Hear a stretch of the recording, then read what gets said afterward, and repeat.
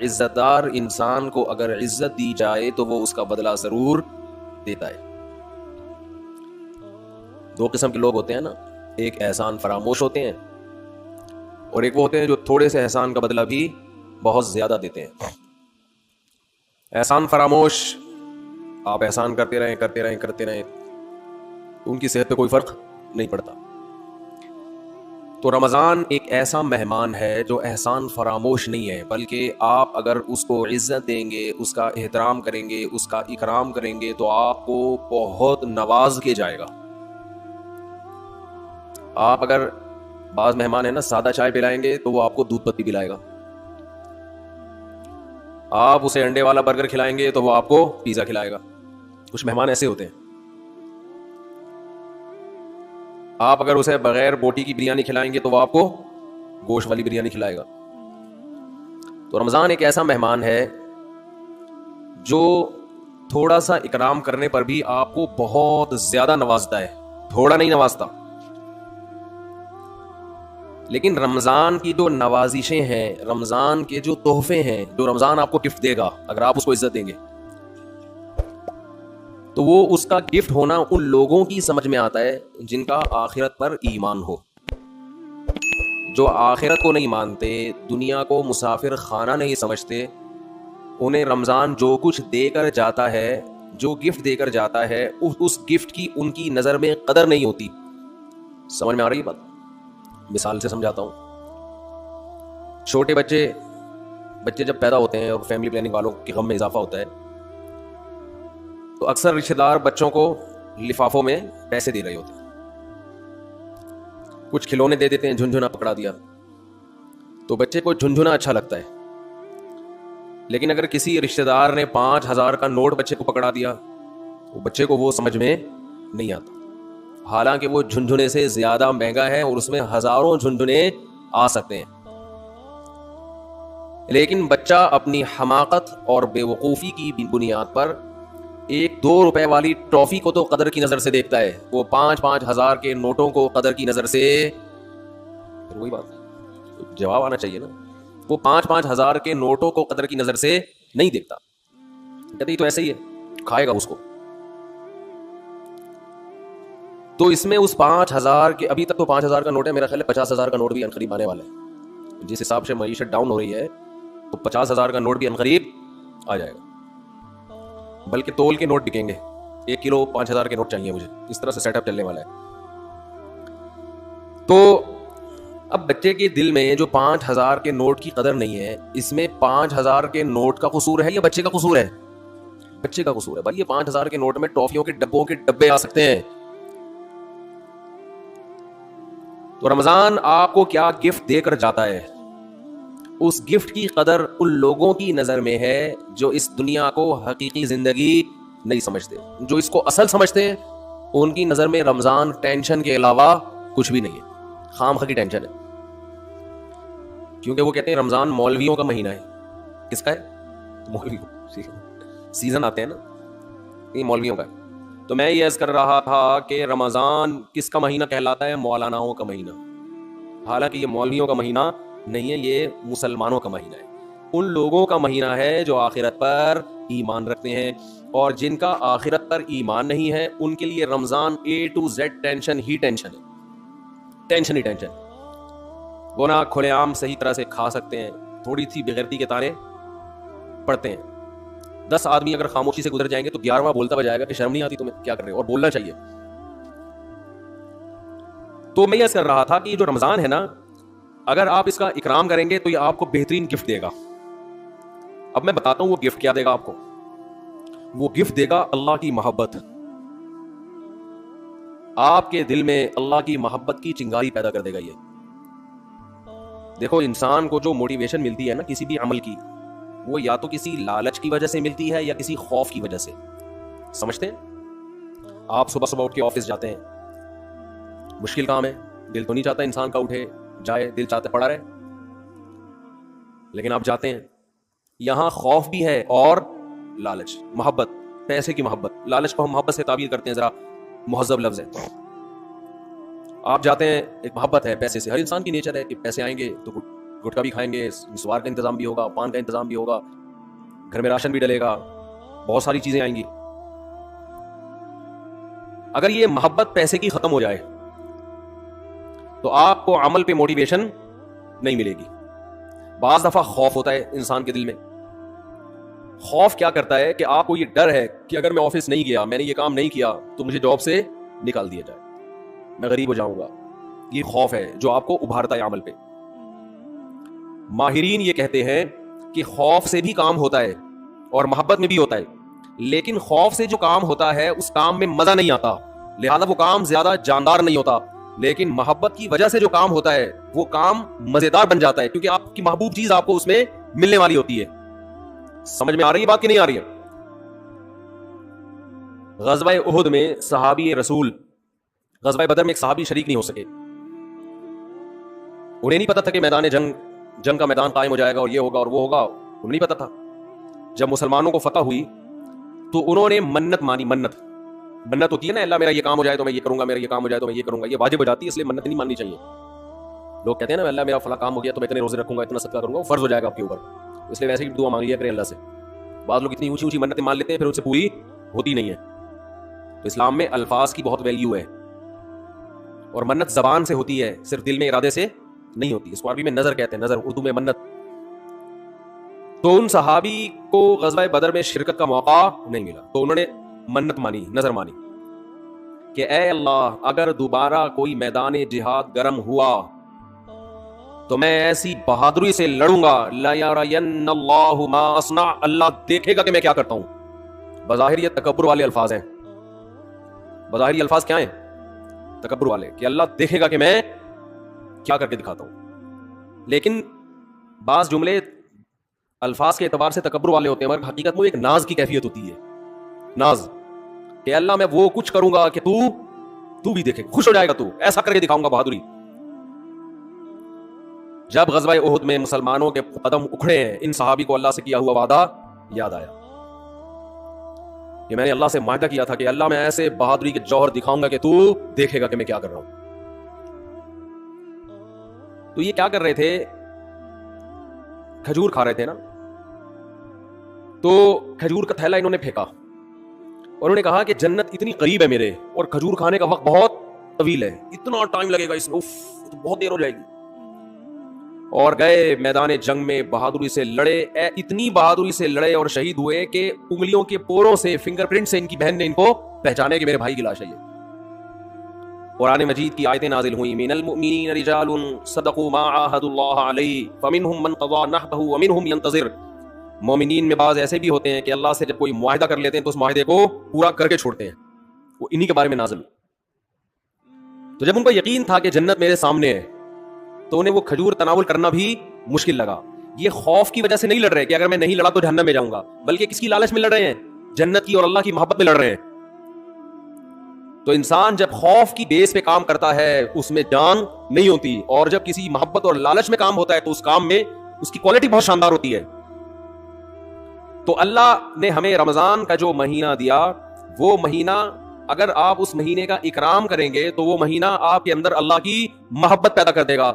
اور جب انسان کے دل میں محبت پیدا ہوتی ہے تو محبوب کے حکم کو فالو کرنا مشکل نہیں اور آسان بھی نہیں, بلکہ مزیدار بن جاتا ہے. 3 درجات ہوتے ہیں نا, حکم کی اتباع کرنا مشکل, اور اس سے اوپر کیا ہے؟ مشکل ختم ہو گئی, نہ مزیدار ہے نہ مشکل ہے. لیکن اس سے اوپر کا درجہ کیا ہے کہ حکم پر عمل کرنا کیا بن گیا؟ مزیدار بن جائے گا. یہ کیفیت انسان کی ہو جاتی ہے. تو اگر آپ رمضان کا حقیقی معنوں میں اکرام کریں گے تو رمضان آپ کو اللہ کی محبت کا گفٹ دے کے جائے گا. تو کیسے؟ زبان آج بہت خشک ہو رہی ہے, پانی نہیں ہے یا موسم میں شاید خشکی ہے, جیسا سیٹ ہے, موسم میں خشکی ہے میرا خیال ہے. تو رمضان جو ہے آپ کو اللہ کی محبت کا, جزاک اللہ, اتنا یک ٹھنڈا پانی بس کافی ہے. یہ گرم نہیں ہے, سادہ, پہلے ہی گلا ہمارا بیٹھا رہتا ہے, اوپر سے اور بٹھا دیں گے. تو اللہ کی محبت کا گفٹ دیکھے کیسے؟ انسان کی نیچر ہے, یہ فطرت ہے کہ وہ جس کے لیے قربانی دیتا ہے نا, جس کے لیے, تبلیغ والے کہتے ہیں نا, جس چیز پہ جان, مال اور وقت خرچ ہوتا ہے انسان کے دل میں اس کی ویلیو پیدا ہو جاتی ہے. ایک غریب آدمی جو رکشا چلاتا ہو, سارا دن پسینہ بہاتا ہو, اس کو جو دہاڑی یا جو اجرت ملتی ہے اس اجرت کو وہ بڑی احتیاط سے خرچ کرتا ہے. اور ایک آدمی وہ ہے جس کے ابا کا انتقال ہوا اور 6 رکشے اس کو وراثت میں مل گئے. ایسا بھی ہوتا ہے نا, وہ ان رکشوں کی ایسی کی ایسی, باپ کمال سمجھ کے لوگ کہتے ہیں نا اڑا رہا ہے, خود تو محنت کی نہیں, ابا سے وراثت میں ملا ہے, اڑا دیتا ہے انسان. تو ہمیں جو ایمان کی نعمت ملی ہے یہ وراثت میں ملی ہے, اس میں ہمارا خون پسینہ, بولو نا کیا ہو گیا, نہیں بہا. ابا چونکہ مسلمان تھے, اماں مسلمان تھیں, اس وجہ سے ہم بھی کیا ہو گئے, تو ایک پسینہ نہیں بہا, ہمارا خون کا ایک قطرہ نہیں بہا, فری پھوکٹ میں ہمیں کیا مل گیا. حضرت بلال کو اسلام فری میں نہیں ملا. وہ جب مسلمان ہوئے گرم ریتوں پہ لٹایا گیا, ان کو سینے پہ بھاری بھرکم پتھر رکھے گئے. کیا اللہ نے کچھ لوگ کیسے خاندانی بنائے, وہ نظریات کو فالو کرتے ہیں, وہ کلچر کو فالو نہیں کرتے. حضرت بلال کو کیا مل رہا تھا اس میں, اچھی والی زندگی گزر رہی تھی, غلام تھے وہ, تو حبشی لوگ غلام ہی ہوا کرتے تھے عربوں کے, کھانا پینا مل رہا تھا, ایک ٹینشن. تو بڑے بڑے پتھر سینے پہ رکھے جا رہے ہیں, گرم ریت پہ لٹایا جا رہا ہے, مگر نعرہ لگا رہے ہیں احد احد, خدا کیا ہے, ایک ہے, میں نہیں مانوں. کیسے ویژنری, کیسے نظریاتی. خباب ابن ارت رضی اللہ تعالی عنہ رسول اللہ صلی اللہ علیہ وسلم کے پاس آئے مکہ میں, وہو متوسط ببرد لہ او کما قال, کہ آپ صلی اللہ علیہ وسلم کی چادر تھی, اس سے آپ صلی اللہ علیہ وسلم کونی پہ سر رکھ کے لٹے ہوئے تھے. لوگ کہتے ہیں مسجد میں سونا منع ہے, ایسی ہمارے علم میں کوئی حدیث نہیں ہے. مسجد میں سونا جائز ہے, البتہ مسجد کو سرائے بنا لینا, سونے کی جگہ, سارا محلے کو جہاں جگہ نہیں مل رہی تو کہاں کے سو رہا ہے مسجد میں, یہ غلط ہے. نماز کے لیے آئے مسجد میں آپ, اور اگر کوئی آیا نماز کے لیے سستانے کے لیے ذرا لیٹ بھی جائے تو اللہ کی طرف سے کوئی پابندی نہیں, آئے نماز کے لیے. ہاں یہ نہ ہو کہ سرائے بنا لیا جائے, مسجد کو ہوٹل بنا لیا جائے کہ جس کو جگہ نہیں مل رہی, گھر میں بھی پٹا ہوا ہے, سارے محلے والے یہاں آ جائیں. لیکن بذات خود جائز ہے مسجد میں سونا. اور اگر اکا دکا کبھی کوئی مسجد میں آ بھی جائے صرف سونے کے لیے تو بھی کوئی ناجائز نہیں ہے. ناجائز اس وقت ہوگا جب اس کو عام معمول لوگ بنا لیں. حضرت علی رضی اللہ تعالی عنہ کی کچھ ناراضی ہوئی حضرت فاطمہ سے, میاں بیوی میں ہوتی ہے, تو آپ صلی اللہ علیہ وسلم جب گھر گئے حضرت فاطمہ سے ملے, پتہ چلا بھائی کچھ ناراضی ہوئی ہے, اور حضرت علی مسجد چلے گئے. تو وہاں حضرت علی مٹی میں لیٹے ہوئے تھے, آرام کر رہے تھے. اسی پہ آپ صلی اللہ علیہ وسلم نے فرمایا یا ابا تراب, اے مٹی والے. تو اسی کے بعد حضرت علی اپنی کنیت کیا کہتے تھے, ابو تراب. اس سے پتہ چلتا ہے کہ اگر کوئی مسجد میں آ کے لیٹ جائے تو اللہ کی طرف سے کوئی پابندی نہیں ہے. لیکن یہ ضرور ہے کہ لوگ اس کو سنوں کے سارے محلے والے لیٹے ہوئے, یا لیٹنے کی جگہ ہی بنا لی, کبھی کبھار ہو جاتا ہے انسان سے. مسجد والے بعض دفعہ بہت سختی کرتے ہیں. اب سفر میں جب ہم چلتے ہیں, نمازیں پڑھتے ہیں, سفر کے دوران بعض دفعہ انسان 2 رکعت پڑھی ظہر کی, تھوڑا سستانے کے لیے لیٹ گیا تو ڈنڈا لے کے کھڑا ہوا ہوتا ہے, یہاں سے پھر گالیاں بھی دے رہے ہوتے ہیں. وہی واقعہ پھر یاد آتا ہے مجھے, ایک آدمی کی بھینس مسجد میں آ گئی تو مولوی صاحب پکڑ کے ڈنڈے سے مارنے لگے.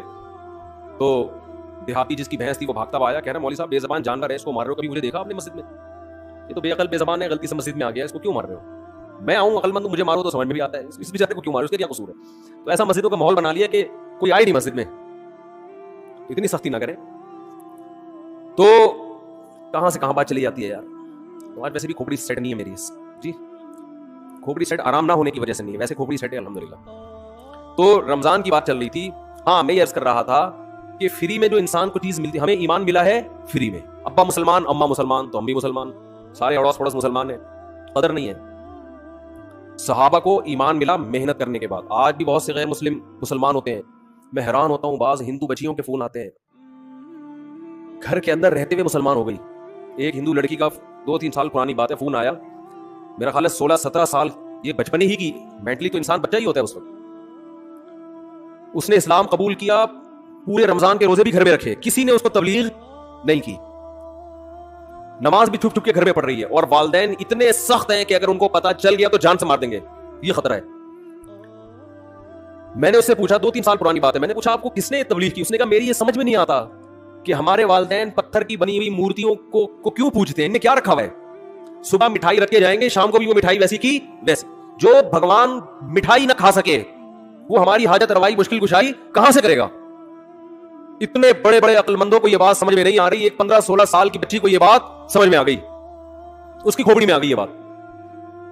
پھر میں نے ویڈیوز دیکھی یوٹیوب پہ علماء کی, اور وہ پھر اللہ نے اس کو ہدایت دی, تو وہ وہیں اس نے کلمہ پڑھا, وہیں مسلمان, کسی کو نہیں بتایا کیونکہ مار دیں گے اس کو.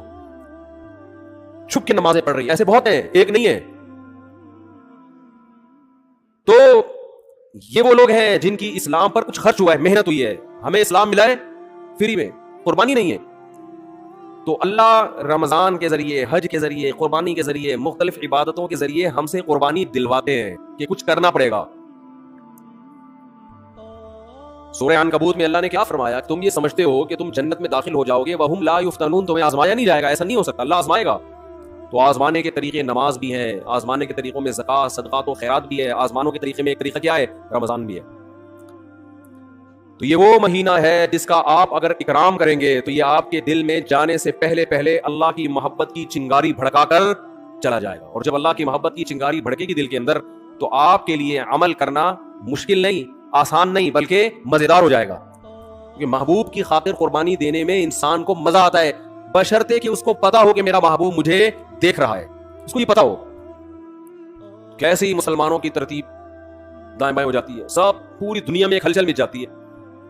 تو رمضان کا اکرام کیسے کرنا ہے، اس میں 2-4 چیزیں میں آپ کو بتا کے بس بیان کو آج میں ختم کرتا ہوں. سب سے پہلا تو ہے فرض روزے. یہ تو رمضان تو رکن ہے نا، رمضان کے روزے. ابھی سے نیت کریں کہ رمضان کا ایک روزہ بھی قضا نہیں کرنا ہے، کچھ بھی ہو جائے. دیکھو جو سوچ کے روزے رکھتا ہے نا، اس کے لیے روزہ رکھنا مشکل ہے. جو نہ رکھنے کا آپشن ہی ختم کر دے اس کو پتہ بھی نہیں چلتا پورا مہینہ گزر جاتا.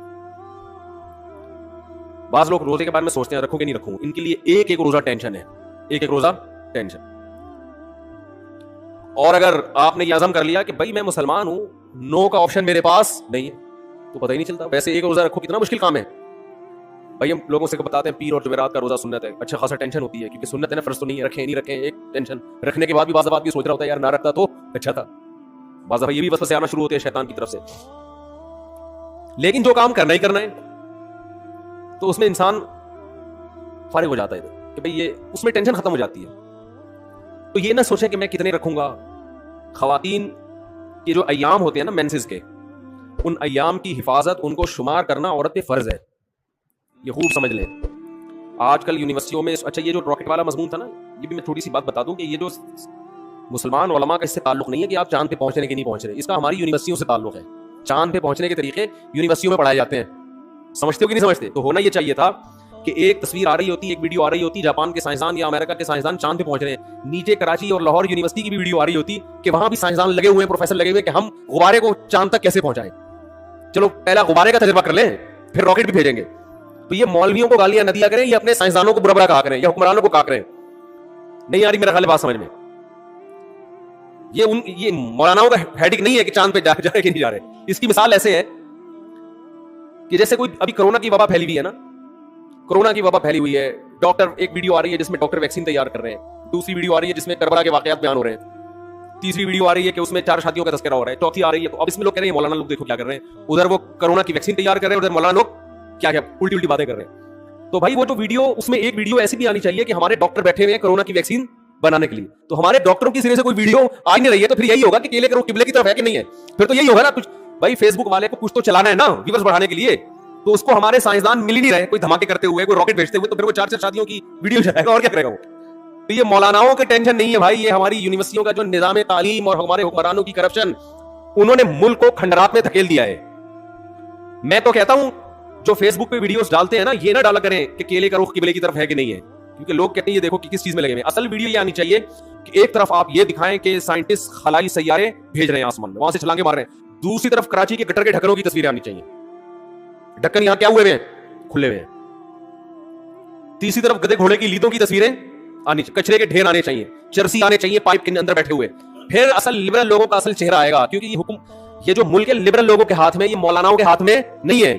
پھر آئے گا ایک طرف دیکھو سائنسدان راکٹ بھیج رہے ہیں وہاں پہ، اور ادھر کراچی میں گٹر کے ڈھکن لگانے کے لیے بھی حکومت تیار نہیں ہے. تو لوگ سائنسدانوں کا مولویوں سے مقابلہ کروا رہے ہیں، حالانکہ دونوں کی فیلڈ بالکل الگ الگ ہے. نہیں آ رہی میرا خیال. تو آسمان میں خلائی سیارے بھیجنا مولویوں کی فیلڈ تھوڑی. مولوی موٹیویشن کرے گا، آپ کو موٹیویٹ کرے گا کہ سیارہ بھیجنے کے کیا اسلام میں فضائل ہیں، ٹھیک ہے نا، سائنسدان بننے کے کیا فضائل ہیں، ڈاکٹر بننے کے کیا فضائل ہیں، وہ مولانا بیان کرے گا. ہر چیز میں علماء کو برا برا کہتے ہیں لوگ. دوسری بات یہ کہ فیس بک اور یوٹیوب کی دنیا تو کھلی بھی ہے نا، بہت سے لوگ مولانا نہیں ہوتے، مولانا بن کے آئے ہوئے ہیں. تو آپ ہر ایک پر یہ ٹھپ لگا رہے ہیں مفتی ہیں. مفتی عبدالقوی کو بھی لوگوں نے کیا بنا دیا، اتنے فون آئے میرے پاس، مفتی صاحب دیکھیں مفتی عبدالقوی کیا کر رہے ہیں، یہ ہوتے ہیں مفتی. میں نے کہا بھائی اس پہ کہاں مفتی لگانے پر گورنمنٹ کی طرف سے کوئی پابندی نہیں ہے. کس نے بولا یہ مفتی ہے؟ کسی کو بھی اٹھا کے مفتی آصف زرداری صاحب کر دو آپ، پھر کہو دیکھو یہ مفتی لوگ کیا کیا کر رہے ہیں. مفتی کا ڈگری کوئی ہمارے ملک میں کوئی سسٹم نہیں ہے، پتھر اٹھاؤ مفتی نکلے گا نیچے سے. اور صرف یہ مفتیوں کے ساتھ نہیں ہو رہا، ڈاکٹروں میں بھی ایسے ہی ہے، جعلی سرٹیفکیٹ کے ڈاکٹر بھرے ہوئے ہیں، اور حکیم تو ہول سے جس کا دنیا میں کوئی کام نہیں ہے وہ حکیم بنا ہوا ہے، اور اس سے بھی زیادہ ہول سیل کے حساب سے روحانی عامل ہیں، روحانی جن چڑیل بھوت بھگانے والے، وہ تو اتنے ہر ایک کو روحانی علاج آتا ہے. ایک صاحب مجھے دبئی میں ملے کہ میرا روحانی علاج کر دیں، میں نے کہا میرے یوٹیوب پہ وہ ہے کلپ ہے اس بارے میں، بڑے خوش ہوئے، کہتے ہیں اس کلپ کا نام کیا ہے؟ کلپ کا میں نے کہا اس کا نام ہے روحانی علاج والوں کا علاج، روحانی علاج والوں کا علاج. تو خیر میں جلدی سے بات کو سمیٹ کے ختم کرتا ہوں، وہ پورا ہو گیا کہ بھائی دیکھو اللہ کے لیے جب قربانی دو گے نا تو قربانی کے صلے میں اللہ کی محبت پیدا ہوگی. پہل آپ کو کرنی پڑے گی، ایک بالش آپ آؤ گے تو اللہ آپ کی طرف ایک ہاتھ آئے گا، پہل آپ کو. تو اس پہل میں آج یہ عزم کرے سب سے پہلے، میں خواتین کی کچھ بات عرض کر رہا تھا کہ اپنے جو ان کے مینسز کے ایام ہوتے ہیں ان کو عورت پر واجب ہے کہ وہ نوٹ کر کے رکھے، کیونکہ عادت سے اس کا تعلق ہے کہ جتنے دن کسی خاتون کی عادت ہے پھر اگلے مہینے اتنے دن تک وہ ایام شمار ہوں گے. یہ میں زیادہ ڈیپ میں نہیں جا رہا ابھی. تو بہت سی خواتین پاک ہو جاتی ہیں مگر روزہ چھوڑ دیتی ہیں، بہت سی ناپاک ہوتی ہیں مگر روزہ رکھتی ہیں، تو مسائل کا علم ہے ہی نہیں. بہشتی زیور ایک جامعۃ الرشید نے چھاپی ہے، آسان بہشتی زیور، تسہیل بہشتی زیور کے نام سے. وہ کتاب ہر گھر کی ضرورت ہے، اس میں بہت روز مرہ کے مسائل لکھے ہوئے. ہمارے اہل حدیث حضرات اس پہ اعتراضات کرتے ہیں، تو کسی مسئلے پر اعتراض کریں تو میرے سامنے لے کر آئیں اس کو. سمجھتے ہیں کہ نہیں سمجھتے؟ اعتراض کرنا آسان ہوتا ہے، گورنمنٹ کی طرف سے کوئی پابندی نہیں. ابھی میرا وہ بات ہوئی تھی نا، مناظرہ لوگوں نے نام دے دیا، حالانکہ مناظرہ نہیں تھا. اس میں ہوا یہ تھا کہ وہ ایک بار کہہ رہے تھے تقلید یہ ہے تقلید وہ ہے. میں نے کہا آپ بیٹھیں پہلے مجھے بتائیں تو آپ کے ہاں تقلید کی ڈیفینیشن کیا ہے، تو میں پہلے لکھوں گا، پھر اگلی نشست میں ہم اس پہ کیا کریں گے، بحث کریں گے. کیونکہ ایسے ادھر ادھر باتیں کرنا بہت آسان ہوتا ہے. تو سامنے بیٹھ کے آپ مجھے ریٹرن لکھ کے دیں، میں پہلے آپ کے دعوے کو سمجھوں گا، آپ کا دعویٰ ہے کیا، پھر ہم اس پہ بحث کریں گے. تو محترم نے دعویٰ یہ بتایا کہ کسی کی کو بلا دلیل فالو کرنا کیا کہلاتا ہے، تقلید، اور یہ حرام ہے، ناجائز ہے. میں نے کہا کسی کی بھی تقلید حرام ہے، اور کسی کی بھی تقلید حرام ہے، وہ موجود ہے، ریکارڈ ہے. تو میں نے ان سے کہا کہ اچھا کوئی تابعی اگر صحابی کی تقلید کرتا ہے بغیر دلیل ان کی بات کو مانتا ہے تو یہ بھی حرام ہے. اب وہ یہاں کی بات کو انہوں نے کیا شروع کر دیا، گھمانا. وہ کہہ رہے ہیں کہ وہ بھئی آپ نے خود ہی دعویٰ کیا، یا تو آپ دعوے سے رجوع کرو، میں تو موقع دے رہا ہوں آپ کو دعوے سے رجوع کرنے کا، میں کوئی بحث تھوڑی کر رہا ہوں آپ سے. آپ کہتے ہو بھئی مجھ سے تھوڑی سی مسٹیک ہوئی تھی تقلید کی ڈیفینیشن کرنے میں، بلکہ اصل میں یہ نہیں بلکہ یوں ہے. تو میں نے کہا تو حدیث کی کتابوں میں بہت سے فتوے ہیں، صحابہ کے تابعین نے آ کے مسئلہ پوچھا، انہوں نے جواب دے دیا، وہ چلے گئے، نہ انہوں نے دلیل پوچھی نہ انہوں نے دلیل بتائی. تو کہہ رہے ہیں آپ حوالہ پیش کریں. تو میں نے کہا آپ انکار کریں کہ ایسا نہیں ہے، تو میں حوالہ پیش کروں گا. نہ انکار کر رہے ہیں میری عادت ہے گل ویلے دی تے پھل موسم دا، ٹو دا پوائنٹ بات کرنے کی عادت ہے. تو انہوں نے اس کو مناظرہ بنا دیا، بحث کی طرف لے کر چلے گئے. تو مجھے غصہ آیا پھر کہ میں ٹائم ویسٹ کرنے کے لیے آیا ہوں، میں کوئی پروفیشنل مناظر نہیں ہوں، نہ میں آپ سے مناظرے کے لیے بیٹھا ہوں. اور میرا دل صاف تھا، لہٰذا میں نے ان کو ریکارڈ کرنے کی بھی اجازت دی. انسان کے دل میں چور ہوتا ہے تو ریکارڈ کرنے کی اجازت نہیں دیتا. اور میں نے ان کو کہا لائیو نہیں کریں، کیونکہ بعض دفعہ انسان کی زبان سے ایسی بات نکل جاتی ہے کہ وہ پبلش کرنے کی نہیں ہوتی. لیکن انہوں نے خیر اس کو لائیو بھی چلایا اور جو کچھ ہوا سب کے سامنے ہے. تو کل میرے دی پھل موسم دا، ٹو دا پوائنٹ بات ہونی چاہیے. تو وہ یہ سمجھ رہے تھے شاید میں ان کو نیچا دکھانا چاہتا ہوں. نہ میں نیچا دکھانا چاہتا ہوں، بھائی میں آپ سے آپ کا دعویٰ سمجھنے کی کوشش کر رہا ہوں کہ آپ کا تقلید کے بارے میں موقف کیا ہے. کہنے تفسیر کی فلاں کتاب میں یہ لکھا. بھائی تفسیر کی کتاب میں کیا لکھا ہے یہ تو مفسر کا موقف ہے نا، میں تو اہل حدیث کا موقف پوچھنا چاہتا ہوں، آپ کا موقف کیا ہے. تو آج کا جو دور ہے نا حق کو سمجھنے کا نہیں ہے، بس ایک دوسرے کو نیچا دکھانے کا وہ ہے. تو بات کیا چل رہی تھی؟ ہاں میں یہی کہہ رہا تھا یہ جو بہشتی زیور کتاب ہے نا مسائل کی، یہ گھر میں رکھیں. یہ بہت ہندوستان میں اس کتاب کو اللہ نے جتنی مقبولیت عطا فرمائی ہے اتنی مقبولیت کسی دوسری کتاب کو نہیں ملی. جہیز میں خواتین کو یہ کتاب دی جاتی تھی تو جامعۃ الرشید نے آسان کر کے چھاپی ہے. اور اگر کوئی اہل حدیث حضرات کہتے ہیں یہ غلط ہے، یہ قرآن و سنت کے خلاف ہے، تو مجھے بتائیں کون سا مسئلہ قرآن و سنت کے خلاف ہے، میں اس کا جواب دوں گا انشاءاللہ. اور پھر ان سے کہیں کہ آپ ایک ایسی کتاب لے کر آئیں جو قرآن و سنت کے موافق ہو. آپ تو مسائل کی کتاب لکھیں نا، آپ کی تو کوئی ہے نہیں اس طرح کی. یہ فوراً جواب میں کہتے ہیں ہماری کتابیں یہ جو ابو داؤد اور بخاری ہماری ہیں. تو آپ بخاری اور ابو داؤد گھر میں رکھیں اور روز مرہ کے مسائل آپ اسے نکالیں، آپ کو نہیں ملیں گے. تبھی تو علماء کتابیں لکھتے ہیں کہ آسان کر کے قرآن و سنت کی روشنی میں مسائل کا علم کو ایک جگہ جمع کر دیا جائے. تو آپ لکھ لیں کوئی کتاب، آپ بخاری مسلم سے ہی لکھ لیں، نہ خود لکھ رہے ہیں نہ لکھی ہوئی کتاب، کیڑے نکالنا ہے بس. ابھی وہ مشہور فتنہ پرست نے کیا کیا ہے، وہ میرا ایک بیان میں ایک نازیبہ الفاظ آئے تھے جس سے میں نے معذرت بھی کی کہ وہ ہے نا مفسرین کے بارے میں نے کہا ہے کہ وہ میرا مقصد مفسرین نہیں ان کے حوالے، کہ آپ بار بار مفسرین کے جو حوالے دے رہے ہیں تو ان حوالوں کا تذکرہ نہ کریں، آپ سے جو سوال پوچھا جا رہا ہے اس کا جواب دیں. تو ایک مشہور زمانہ ہے انہوں نے کیا کیا، توصیف الرحمن راشدی نے یہ کہا، فلانے نے یہ کہا، سب کی جو اس طرح کی چیزیں ہیں نا نکال کے کلپ بنا کے مارکیٹ میں چلا دیا. تو علماء کی باتوں کو میں جو اس طرح کی نیگیٹو چیزوں کو اگر آپ کتابوں سے جمع کرنا شروع کریں گے اور تقریروں سے جمع کر کے کلپ بنائیں گے تو اس سے معاشرے میں جوڑ پیدا نہیں ہوگا بلکہ توڑ پیدا ہوگا. یہ بالکل ایسے ہی ہے جیسے آپ سب کی دعوت کریں اور آپ بولیں تمہارے ابا نے فلاں سن میں یہ غلط کام کیا، تمہارے چاچا نے فلاں سن میں یہ غلط کام کیا، تمہارے ماموں نے فلاں سن میں یہ غلط کیا، اور تمہاری پھپھو ایک دفعہ پکڑی گئی تھی بھاگ کے، پھر آئی تھی توبہ کر لی تھی لیکن پکڑی گئی تھی، اور تمہاری خالہ کو بھی میں نے دیکھا ٹکٹکی مانگ کے تمہارے چاچو کو دیکھ رہی تھی. یہ سارا کر کے آپ نے ایک دسترخوان پہ سب کو دعوت کی اور یہ کلپ چلا دی اور کہا میں جوڑ پیدا کرنے کے لیے یہ کام کر رہا ہوں، میرا مقصد امت میں توڑ نہیں ہے. واہ واہ خدا کی قسم مزہ آ گیا. بعض لوگوں کا یہ کام ہے فلاں بزرگ نے اپنی کتاب میں یہ لکھا, فلاں بزرگ نے اپنی کتاب میں یہ لکھا, فلاں بزرگ نے اپنی کتاب میں یہ لکھا, فلاں دیوبندی نے اپنی کتاب میں یہ, فلاں بریلوی نے تقریر میں یہ کہا, فلاں اہل حدیث نے تقریر میں یہ کہا, فلاں نے, اور وہ اتنا ملغوبہ بنا کے سب علماء سے لوگوں کو بدگمان کر کے کہا کہ میرا کام امت میں جوڑ پیدا کرنا ہے, میں فرقہ پرستی اور توڑ کو کبھی پنپنے نہیں دوں گا, خدا کی قسم اس سے بڑا لطیفہ دنیا میں کوئی ہو نہیں سکتا. مثبت چیزوں کو ہائی لائٹ کیا جاتا ہے. ہر انسان سے غلطیاں ہوتی ہیں, ہر انسان سے. علماء اس بارے میں ایک اصول بیان کرتے ہیں کہ آدمی غلط ہو, پھر اگر وہ صحیح بات بھی کرے تو اس کی وجہ سے متاثر مت ہو. جیسے غامدی صاحب نے اسلام کا بیڑا غرق کر دیا, 2-4 اچھی باتیں بھی کرتے ہیں, وہ جنت جہنم کی بھی تھوڑی سی باتیں کر لیتے ہیں, لیکن ویسے پورا انہوں نے پردہ کے بھی دھجیاں اڑا دیں, عدت کے حکام کی دھجیاں اڑا دیں, داڑھی کا انکار کر دیا, اور پتہ نہیں کیا کیا. 2-4 باتیں اچھی کر لیتے ہیں کہ اللہ کا وجود ہے, اللہ کی توحید ہے, ملحدوں کے خلاف تقریریں بھی ان کی ملتی ہیں. اور بعض دفعہ بندہ کیا ہوتا ہے, صحیح ہوتا ہے لیکن اس سے غلطیاں ہوتی ہیں. تو اگر کوئی بندہ ٹھیک ہے, اس سے کبھی غلطی ہو رہی ہے, تو آپ اس کی غلطی کو اچھال رہے ہو, اس کا مطلب آپ غلط ہو, آپ کی سوچ کیا ہے, غلط ہے, آپ نیگیٹیوٹی کو فروغ دے رہے ہو معاشرے میں. تو خیر کہاں سے کہاں بات چلے گئی, ہم تو رمضان شوال میں الجھے ہیں. تو بہشتی زیور کتاب ہے, مسائل بہشتی زیور, حضرت مولانا اشرف علی تھانوی کی. جہاں حضرت مولانا اشرف علی تھانوی کا نام آئے گا لوگ فوراً کہتے ہیں انہوں نے اپنے نام کا کلمہ پڑھایا تھا, اشرف علی رسول اللہ.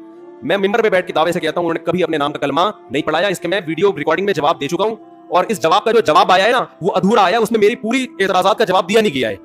اس لیے میں کہہ رہا ہوں ایک دفعہ سامنے بیٹھ کے میں محترم سے اشکال کر لوں گا کہ حضرت اشرف علی تھانوی جو کلمہ پڑھوایا ہے اس کی حقیقت کیا ہے. میں سامنے بیٹھ کے میں مناظرہ نہیں کروں گا, بحث بھی نہیں. جیسے لوگوں کو اجازت ہوتی ہے نا سوال پڑھنے کی, بھائی محترم کی مجلس میں لوگوں کو اجازت ہے کہ سوال پڑھ کے سناتے ہیں, تو ہمیں بھی تو اجازت ہو نا. میں نہیں پڑھ سکتا تو میرا کوئی نمائندہ چلا جائے گا, وہ جا کے آپ کی خدمت اقدس میں سوال پڑھ لے گا. آپ کا ظرف اتنا بھی نہیں ہے کہ آپ کسی کو آپ کی مجلس میں سوال پڑھنے کی اجازت دے دو. ہم نے تو یہاں کھلی اجازت دی ہوئی ہے نا, بیان کے بعد سب کو اجازت ہے سوال پوچھنے کی. تو حضرت مولانا اشرف علی تھانوی نے اپنے نام کا کلمہ نہیں پڑھایا, وہ غلط حوالے دے رہا ہے, جھوٹ بول رہا ہے. اور اگر پڑھایا ہے کلمہ فرض کر لیں تو پھر وہ مسلمان نہیں ہے, پھر آپ ان کو مسلمان کیوں کہہ رہے ہو؟ جو آدمی یہ دعویٰ کرے کہ مولانا اشرف علی تھانوی نے اشرف علی رسول اللہ کا کلمہ پڑھوایا ہے, کیا وہ مسلمان ہو سکتا ہے؟ تو یہ کلمہ پڑھوائے. قادیانی مرزا غلام احمد قادیانی کے نام کا کلمہ پڑھتے ہیں, اس وجہ سے کافر ہے یا نہیں ہے؟ تو میں یہ کہتا ہوں پھر یہ منافقت کیوں کرتے ہو کہ ایک طرف کہتے ہو حضرت مولانا اشرف علی تھانوی نے اپنے نام کا کلمہ بھی پڑھوایا, اور دوسری طرف آپ ان کو مسلمان بھی کہتے ہو. یہ پھر منافقت ہے. جو اپنے نام کا کلمہ پڑھوائے وہ بزرگ تو دور کی بات, وہ مسلمان نہیں ہو سکتا. تو آپ ایک دعویٰ کرو پڑھوایا کہ نہیں پڑھوایا, اور اگر آپ کہتے ہو کہ پڑھوایا ہے مگر وہ پھر بھی مسلمان ہے, تو پھر کیوں مسلمان ہے, اس کی تعویل کیا کرتے ہو آپ؟ تو وہ تعویل آپ کر کے بتاؤ آپ. تو بہشتی زیور بہت شاندار کتاب ہے. باقی دیکھو دنیا میں کوئی کتاب ایسی نہیں ہے اللہ کی کتاب کے علاوہ کہ A to Z بالکل ٹھیک ہو, اس میں غلطی کا امکان نہ ہو. یہ ہم بہشتی زیور کے بارے میں بھی دعویٰ نہیں کرتے. بہشتی زیور میں 15 شعبان کے روزے کو مستحب لکھا ہے, لیکن ہم اس روزے کا مستحب نہیں مانتے کیونکہ اس میں حدیث صحیح نہیں ہے. تو یہ تو چھوٹی موٹی مسٹیک تو دنیا میں ہر شخص سے ہو سکتی ہے. ہمارے شیخ حضرت مفتی رشید احمد صاحب کی فتاوا کی کتاب ہے احسن الفتاوا, بہت شاندار فتوے ہیں اس میں, بہت بہترین مدلل, لیکن اس کے ہر حد اس سے کوئی بھی متفق نہیں ہے. وہ تو دنیا میں کوئی کتاب ایسی نہیں ہے. تو اس کا یہ حل تھوڑی ہے کہ کتابوں کو اٹھا کے آپ پھینک دیں. اس کا حل یہ ہے کہ علماء اس پہ حاشیے چڑھاتے ہیں, اس پہ اپنی تقریرات لکھتے ہیں, تو پھر اشکالات اور تعلیقات ہوتی ہیں اس کے اوپر. یہ بہت شاندار کتاب ہے, آپ اس کو گھر میں رکھیں, اس سے آپ کو رمضان کے مسائل پتہ چلیں گے, خواتین کے خاص طور پر حیض و نفاس کے مسائل, جو آج کل ہماری جدید طبقے سے جو وابستہ خواتین ہیں یونیورسٹیوں پڑھنے والی, ان کو طہارت کے مسائل بھی معلوم نہیں ہے, بالکل نہیں پتا ان کو. تو رمضان کا پہلا خاندانی کام آپ نے کیا کرنا ہے بھائی, جلدی سے بات کو ختم کر رہا ہوں میں, ایک روزہ بھی نہیں چھوڑ, یہ آپشن ہی ختم, چاہے سحری میں آنکھ کھلے یا نہیں کھلے, اس سے روزے آسان ہو جائیں گے ورنہ ٹینشن. دوسرا کام خاندانی کیا کرنا ہے, تراویح کی نماز. کیا کام کرنا ہے بھائی؟ اور تراویح 20 رکعتیں ہیں, 8 رکعتیں بولو نہیں. حضرت عمر سے 2 روایتیں, ایک 8 والی اور ایک 20 والی, کہ حضرت عمر نے کتنی, دیکھو نبی صلی اللہ علیہ وسلم نے تراویح کی کتنی رکعتیں پڑھی ہیں, کوئی بے غبار حدیث میں ہمیں اس کا تذکرہ نہیں ملتا. بس اتنا ہے کہ 3 دن پڑھی ہے, بس کتنی پڑھی ہمیں نہیں پتا. یہ ہمیں حضرت عمر کے عمل سے پتا چلتا ہے, کیونکہ حضرت عمر بدعتی بولو نہیں ہو سکتے. کیونکہ انہوں نے جب جماعت سے 20 رکعتیں پڑھائی حضرت عمر نے, تو اس کا مطلب نبی نے ان 3 دن میں کتنی پڑھی تھی. اور ایک ضعیف روایت میں اس کا تذکرہ بھی ہے کہ نبی نے 20 رکعتیں پڑھی ہیں. تو ضعیف روایت کی تائید جب خلفائے راشدین کے عمل سے ہو گئی تو وہ ضعیف بھی عملاً کیا بن گئی, صحیح بن گئی ہے وہ. تو حضرت عمر سے 2 ہیں, 8 بھی اور 20 بھی. 8 والی پر امت نے کسی امت نے عمل ہی نہیں کیا, کیونکہ وہ بالاتفاق مضطرب ہونے کی وجہ سے ضعیف ہے, سند کی وجہ سے نہیں بلکہ مضطرب, کیونکہ جو راوی حضرت عمر سے 8 بیان کر رہا ہے وہی کتنی بھی بیان کر رہا ہے, 20 بیان کر رہا ہے. اور جب ہم صحابہ کے دور میں دیکھتے ہیں تو ہمیں سب جگہ 20 نظر آ رہی ہیں, 8 کہیں بھی نظر نہیں آ رہی. تو یہ کیسے ممکن ہے کہ حضرت عمر نے 8 شروع کی ہو اور کوفہ, بصرہ, دمشق, شام, مصر سب جگہ 20 ہو رہی ہوں. اس سے پتہ چلتا ہے کہ حضرت عمر سے جو 20 والی روایت ہے وہ صحیح ہے, 8 والی صحیح نہیں ہے. اور اس کی سب سے بڑی دلیل یہ ہے کہ موطا امام مالک میں ہے 8 رکعتوں والی, جو امام مالک نے نقل کی ہے, لیکن امام مالک خود 8 کا فتویٰ نہیں, وہ خود 20 سے زیادہ کے قائل ہیں, وہ تو 20 کی بھی نہیں 36 کے قائل ہیں. تو یہ کیسے ممکن ہے کہ کتاب کا مؤلف 8 والی ذکر کر رہا ہو مگر خود اس روایت کو وہ اس پر عمل نہ کر رہا ہو. ان باتوں کا کسی اہل حدیث عالم کے پاس جواب نہیں ہے. ترمذی میں ایک روایت پیش کی جاتی ہے امام احمد بن حنبل سے. یہ روایت ہے کہ اس میں کوئی مخصوص عدد ثابت نہیں ہے, جتنی چاہے پڑھ لو. لیکن امام احمد کی جو اپنی اصل کتاب ہے فقہ کی, اس سے امام احمد کے شاگرد جو امام احمد سے ذکر کرتے ہیں, وہ ذکر کرتے ہیں امام احمد بن حنبل کے نزدیک بھی 20 رکعتیں مختار ہیں. سمجھ نہیں آ رہی میرا خیال ہے بات. تبھی فقہ حنبلی میں تراویح کی رکعتیں کتنی ہیں؟ 20. اور امام ابو حنیفہ کے نزدیک بھی لوگ پتہ ہے مجھ سے کیا کہتے ہیں, لوگ جو ہے نا کہتے ہیں کہ یار آپ ان حدیثوں کا انکار کر رہے ہو جس میں 8 آتا ہے. 8 والی جو بخاری کی حدیث ہے نا, اس کا تراویح سے کوئی تعلق نہیں ہے. بخاری میں آتا ہے نبی رمضان اور غیر رمضان میں 8 پڑھتے تھے, اس کا تراویح سے کوئی تعلق, وہ تو غیر رمضان میں بھی تھی. اتنی سینس نہیں ہے یار, آپ ہمیں قرآن و حدیث سکھا رہے ہو اور ہمیں اپنا مقلد بنا رہے ہو اتنے بڑے بڑے مجتہدین کی تقلید چھوڑ کے. میں لوگوں سے ایک بات کہتا ہوں, لوگوں سے کہتا ہوں ایک قرآن و حدیث وہ ہے جو ابو حنیفہ, شافعی, مالک اور احمد بن حنبل نے سمجھا, اور ایک قرآن و حدیث وہ ہے جو 15ویں صدی کے مولوی سمجھ رہے ہیں. کس کی فہم زیادہ صحیح ہوگی؟ بولو بھائی. ایک قرآن وہ ہے جو انجینئر بیان کر رہا ہے حدیث, ایک حدیث کی تفسیر وہ ہے جو امام مالک بیان کر رہے ہیں, ابو حنیفہ بیان کر رہے ہیں, جن کی 80 ہجری میں پیدائش ہوئی ہے, تابعین میں سے ہیں, جو امام شافعی بیان کر رہے ہیں. تم امام شافعی کو چھوڑ رہے ہو, تم امام ابو حنیفہ کو چھوڑ رہے ہو, تم امام مالک کو چھوڑ رہے ہو, تم احمد بن حنبل جیسے محدث اور فقیہ جو امام بخاری کے استاذوں میں ہیں ان کو چھوڑ کر فالو کس کو کر رہے ہو؟ انجینئر کو. اور تم کہہ رہے ہو ہم صرف قرآن و حدیث کو مانتے ہیں, ہم کسی اور چیز کو نہیں مانتے. تم قرآن و حدیث کو نہیں مانتے میرے بھائی, تم مقلد ہو, اندھے مقلد ہو. تم قرآن و حدیث کی اس تشریح کو مانتے ہو جو انجینئر کر رہا ہے, اس تشریح کو نہیں مانتے جو احمد بن حنبل کر رہے ہیں, جو ابو حنیفہ کر رہے ہیں, جو امام مالک کر رہے ہیں, جو امام شافعی کر رہے ہیں. یہ بڑے بڑے تابعین, تبع تابعین, مجتہدین جن کو پوری امت نے فالو کیا ہے. تو 8 رکعت کی جو موطا امام مالک کی حدیث ہے, اس 8 رکعت پہ امام مالک نے فتویٰ نہیں دیا. کیوں؟ اس لیے کہ وہ حدیث مضطرب ہے, اس میں راوی ایک بیان پہ ٹکتا نہیں ہے, کہیں 20 بیان کرتا ہے, کہیں 8. جب راوی کے بیان میں تضاد ہو تو حدیث مضطرب ہونے کی وجہ سے رد ہو جاتی ہے. اور میں آخری بات کر کے بیان کو ختم کرتا ہوں, یہ جو تراویح کا لفظ ہے یہ 8 رکعتوں پہ فٹ ہی نہیں بیٹھتا ہے. اس کا بھی میں جواب سوال کر رہا ہوں لیکن کوئی جواب نہیں دے رہا. دیکھو اپنی مرضی کے سوال بنا کے جواب دے دیا کرو تو لوگ واہ واہ کریں گے. آپ میرے ساتھ یہ ہو رہا ہے, میں جو بیانات میں اعتراض کرتا ہوں نا اس کا جواب نہیں مجھے ملتا, خود سے اعتراض بنا کے کیا کر دیا جاتا ہے, جواب. جیسے میں نے بتایا تھا کہ حرم میں 4 مصلے تھے, حنفی, مالکی, شافعی, حنبلی, 4 مصلے تھے نا کئی سو سال تک, جو کہ نہیں ہونے چاہیے, ایک ہی ہونا چاہیے تھا مصلی. تو لوگوں نے اعتراض کیا 4 مصلے تھے حرم میں, یہ دیکھو کتنا غلط ہے, حنفی مالکی ایسے ہوتے ہیں. تو میرا سوال یہ تھا کہ 5واں کیوں نہیں تھا اس وقت؟ اس کا مطلب 5واں فرقہ وجود میں آیا ہی نہیں تھا, وہ اب پیدا ہوا ہے. وہ ٹھیک ہے 4 غلط ہے, لیکن اس غلط کو بھی صحیح ان 4 میں سے ایک نہیں کیا ہے. سمجھیں کہ نہیں بھائی ایک امام ہونا چاہیے, 4 الگ الگ جماعتیں نہیں ہونی چاہیے. لیکن اس کا مطلب 700 سال تک امت یہ سمجھتی رہی کہ اہل سنت والجماعت کے 4 نمائندے ہیں, 4 مکتب فکر, 5واں کوئی تھا ہی نہیں, لہذا اس کا کوئی مصلی تھا ہی نہیں. تو سوال یہ تھا, لیکن جب سوال یہ پوچھا جائے تو ایسے جواب ملتا ہے کہ وہ سوال پی جاتے ہیں. سوال یہ جواب یہ دیا کہ غلط ہو رہا تھا, یہ بدعت ہے, اور یہ بدعت ہے, یہ ناجائز ہے. تو ہم کب کہہ رہے ہیں کہ صحیح تھا بھائی وہ, لیکن یہ پوری دنیا میں نہیں ہو رہا تھا, یہ صرف حرم میں ہو رہا تھا. اور اس کو ختم بھی حنبلیوں نے کیا ہے کہ نہیں جی امام ایک ہونا چاہیے, سارے چاہے حنفی ہو شافعی ہو اس امام کے پیچھے نماز پڑھیں گے.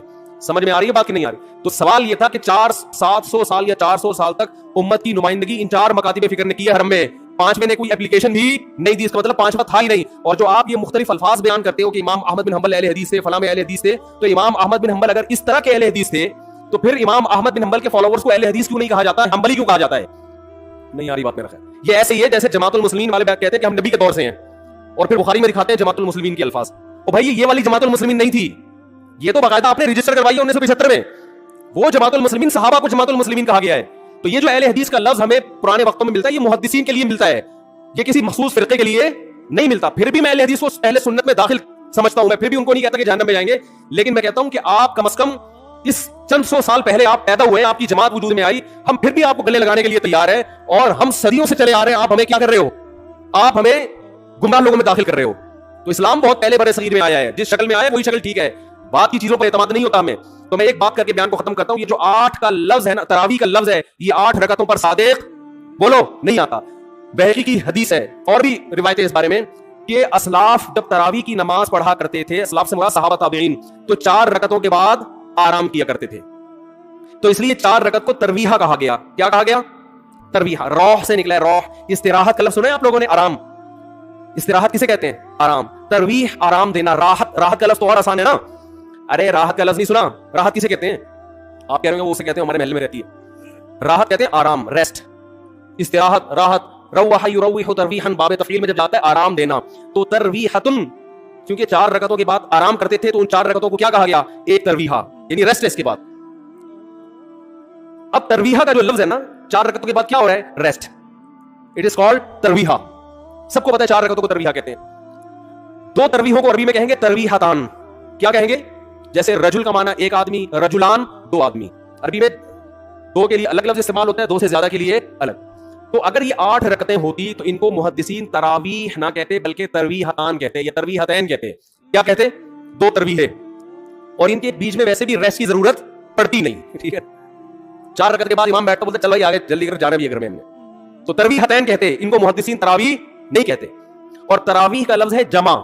عربی میں جمع کم سے کم افراد کتنے ہوتے ہیں اس کے 3، تو کم سے کم 12 رکعتیں ہونی چاہیے. لیکن تراویح بھی جمع کثرت ہے، جمع قلت کثرت. جمع اکثر کہتے ہیں جو بہت زیادہ جمع ہو. تو پتہ ہے 4 رکعتیں کافی زیادہ ہیں تو ان کو تراویح کہا جائے گا. 4 رکعتیں تھوڑی سی بھی ہو تو ان کو تراویح. 4 رکعتیں اگر 3 دفعہ آئیں گی تو اس کو بھی علی وجہ الکمال ہم پورے طور پر تراویح کا لفظ اس میں صادق نہیں آئے گا. بات آ رہی ہے سمجھ میں کہ نہیں آ رہی ہے؟ سمجھ میں سب آ رہی ہے لیکن گھنڈے بن جاتے ہیں، گھماتے ہیں. دیکھنا یوٹیوب پہ اس کا جو بیان آئے گا نا اس میں گھمایا ہوا ہوگا، اس میں گھمایا. یہ اپنی طرف سے نکالا ہوا ہے، اپنی طرف سے نہیں بھائی، بیٹی کی حدیث ہے، مصنف ابن ابی شیبہ کی روایتیں ہیں، آپ دیکھ لو. اس میں لوگ کہتے ہیں حوالہ کیوں نہیں دیا مفتی صاحب نے. آپ انکار کرو میں حوالہ دوں گا انشاءاللہ. آپ انکار کرو کہ ایسا نہیں، ہم ٹائم بچا رہے ہیں اپنا. وہ مجھے کہہ رہے تھے نا اس بحث میں کہ مفتی صاحب آپ دلیل دو، جو دعویٰ کرے دلیل اس کے ذمہ ہے. میں نے کہا دلیل اس کے ذمہ اس وقت ہے جب سامنے والے دعوے کا انکار کرے. میں نے ستار بھائی کو میں نے کہا کہ ستار بھائی تم نے 1 لاکھ روپے لیے ہیں. ستار بھائی کہہ رہے ہیں نہیں، ہاں لیے ہیں. تو مجھے کیا ضرورت ہے میں گواہ پیش کروں کہ دلیل دوں؟ وہ مان رہا ہے. تو یہ سب مانتے ہیں. تو علماء جس نے بھی حدیث کی کتابیں پڑھی ان کو پتہ ہے کہ ترویح کا لفظ اس لیے لکھا ہوا ہے اس میں. تو اسلاف سے مسجد نبوی میں حرم میں ایک رمضان بھی ایسا نہیں گزرا جب سے حضرت عمر نے 20 رکعتیں شروع کرائی ہیں کہ 20 رکعت سے 1 رکعت بھی کم ہوئی. زیادہ تو ہوئی ہیں، کم بولو نہیں ہوئی ہے. ایک امت اتنی بڑی گمراہی پر 1400 سال سے جمع ہو گئی. تو میرے بھائی جو آپ سے قرآن و سنت کے نام پہ بات کرے نا اسے بولے بھائی ٹھیک ہے میں قرآن و سنت ہی کو مانتا ہوں، مگر قرآن و سنت کی وہ تشریح جو ان مجتہدین نے کی ہے اس کو مانوں گا. جو 15ویں صدی کے مولوی کر رہے ہیں تشریح میں اس کو بولو نہیں، چاہے وہ سعودی ہوں. لوگ کہتے ہیں سعودی عرب میں 8 رکعتیں ہر جگہ ہو رہی ہیں. سعودی عرب میں آج ہو رہی ہیں. 100 سال پہلے کے سعودی عرب میں 8 رکعتیں کہیں بھی نہیں ہوتی تھی. یہ کوئی سعودیوں کا کلمہ تھوڑی ہم نے پڑھا ہے کہ جو سعودی عرب میں تو بہت سے لوگوں کی داڑیاں نہیں ہوتی. تو کیا مطلب داڑھی کا انکار کر دو گے آپ؟ تو ہم نے فالو کرنا ہے امام مالک کو، امام احمد بن حنبل کو، امام شافعی کو. یہ بڑے بڑے محدثین تھے، مجتہدین تھے. خلفائے راشدین کو، خلفائے راشدین کے دور میں کوئی ایک روایت دکھا دو 8 رکعتوں والی، کوئی ایک روایت. ہاں جو حضرت عمر سے موطا میں منقول ہے اس کا جواب میں نے دے دیا. اس کے علاوہ کہیں دکھا دو کہ بصرہ میں، کوفہ میں، دمشق میں، صحابہ تابعین کے دور میں رمضان میں 8 رکعتوں سے جماعت سے نماز کسی نے پڑھی ہو. تو نہیں ہے کچھ بھی اس میں. تو اس لیے جو طریقہ صدیوں سے تواتر کے ساتھ چلا رہا ہے وہ کتنی رکعتوں کا ہے؟ 20 رکعتوں کا. تو اسی کو فالو کرنا چاہیے. تو دوسرا کام آپ نے خاندانی کیا کرنا ہے؟ تراویح پابندی سے پڑھنی. سمجھ میں آ رہی ہے بات؟ تو یہ 2 کام فی الحال کریں، کچھ پیکج اگلے جمعے میں انشاءاللہ بیان کریں گے. تو اسی سے انشاءاللہ اللہ کی محبت کی چنگاری آپ کے دل میں پیدا ہوگی. اللہ ہمیں سمجھنے کی، عمل کی توفیق